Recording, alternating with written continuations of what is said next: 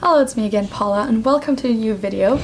As most of you might already know, I am at Dartmouth College and I've been there now for 1.5 years. I'm a sophomore there right now. Today I wanted to talk about the sorority rush at Dartmouth because I am in a sorority. So I just wanted to talk a little bit about that. So basically at Dartmouth we have 7 sororities. Some of them are local, some of them are national.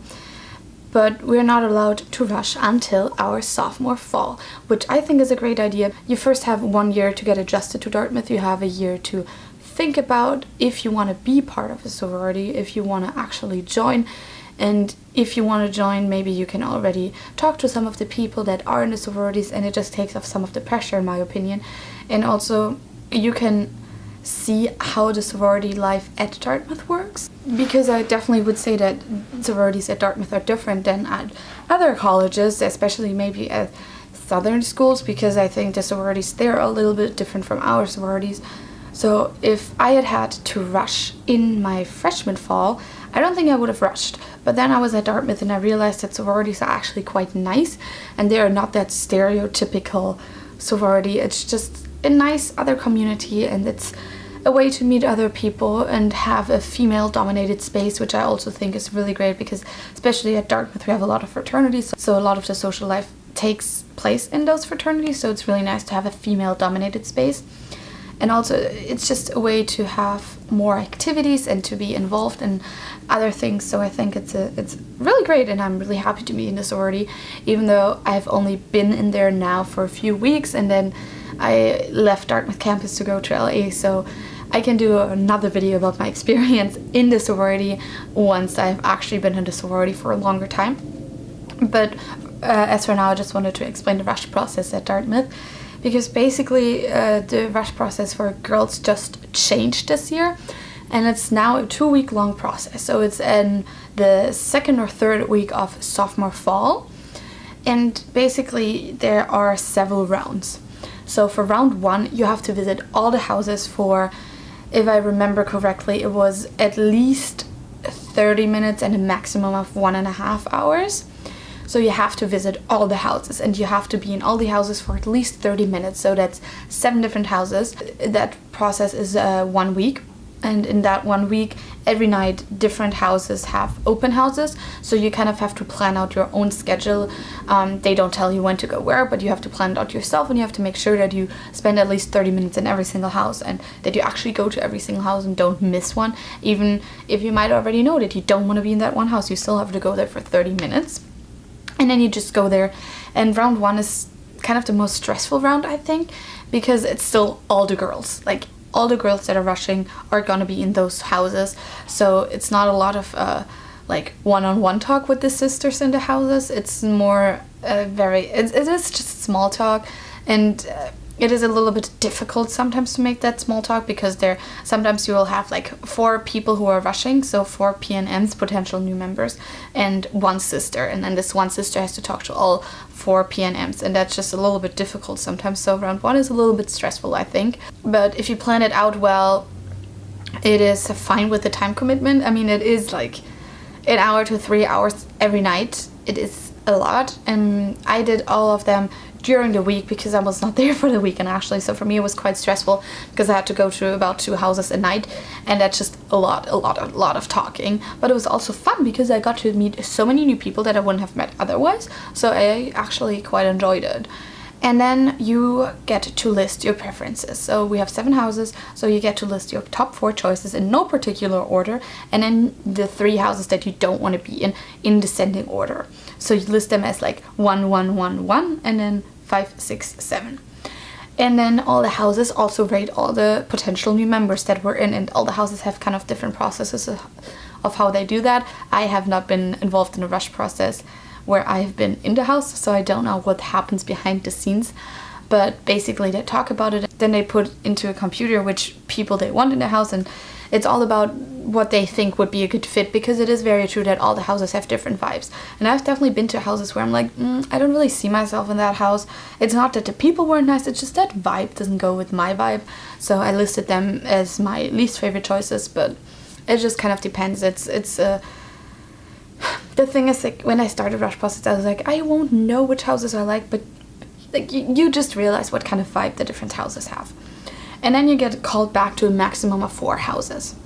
So I did get called back to 4 houses. So for round 2 I had to go to all those 4 houses, and I think this time it was like minimum an hour and maximum 2 hours. And then I had to go to all the houses, and I got to talk to more sisters, and this time there were obviously less people in each houses because it wasn't all the potential new members, it was just a selected group of potential new members. And so that round was a little bit less stressful, and you just got to talk to the sisters again. You just got to talk about yourself, what you're involved in campus, what you were looking for in a sorority. You could ask the sisters questions because like maybe you don't really know a lot about the houses. Like I personally didn't know a lot about the houses before I started rushing because not a lot of open events are in sorority houses. And then after round 2, you list your top 2 choices in no particular order. So as 1, and then your least favorite choices as 3 and 4. And then all the houses rate all the girls again, and then you can get called back to a maximum of 2 houses for so-called pref night. And in pref night you get matched up with one girl. I got called back to 2 sororities, and I got matched up with a girl in each sorority that I'd previously talked to, and they wanted me in their house. So basically round 1 and 2 is more of you trying to convince the house that they want you, but not in a bad way. Like I never felt pressured or anything. I was just being myself because I thought if I'm not being myself, then they will want me for someone I'm not, and I just want the house to want me for who I am. So that's my opinion on that. But during pref night, basically they tell you how amazing the house is, they tell you how much they want you, and they talk about the sorority a little bit more. And at the sorority where I ended up at Alpha Chi Delta, they had little cupcakes with our names, and they talked about what the sorority actually means and all of that. So it was very, very cute and very fun. And then after pref night is a certain amount of time. It's, I want to say like 1 or 1.5 hours again, but they tell you when you have to go to which of the 2 houses. And then after pref night, it's where it gets a little bit complicated. So there's several options. If you have been called back to 2 houses, you get to list your number 1 and your number 2 choice, and then you're guaranteed a bid. That means you're gonna get into one of those houses. Doesn't mean you get into your number 1, but you get into one of the 2 houses. Or you can do a so-called suicide bid, where like, okay, one of the houses I got, I actually really don't like that one. If I'm in that house, I would rather not be in any house. So you get to only list 1 house, but that means that you might not get into any house, because then it's not a guaranteed bid. Or if you only got called back to 1 house, then you obviously only list that 1 house or none if you're like, I don't want this house.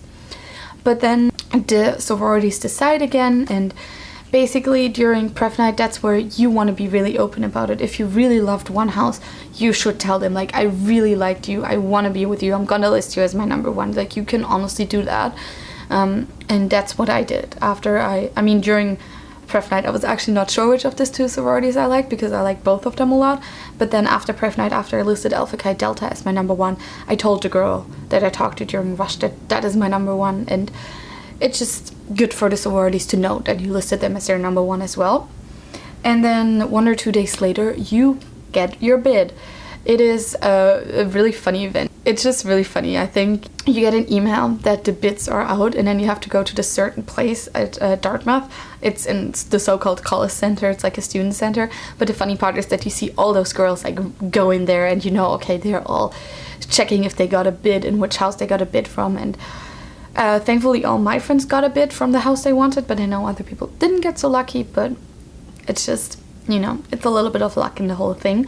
But for me, it was a very positive experience. So I went to the college center, and I got a little envelope, and I opened it, and it said that they invite me to be in their sorority, and it was very cute. That's when you are almost officially part of the sorority. And then the last thing that happens is bid night, and that is when the sororities get all the girls that are now in the sorority, and all the girls get to introduce themselves, and it's just a huge dance party. Like, we first all introduced ourselves, and then we just danced a lot. So bid night was a lot of fun, and it just takes off all the pressure. You're like, okay, now you are in the sorority, now you can relax.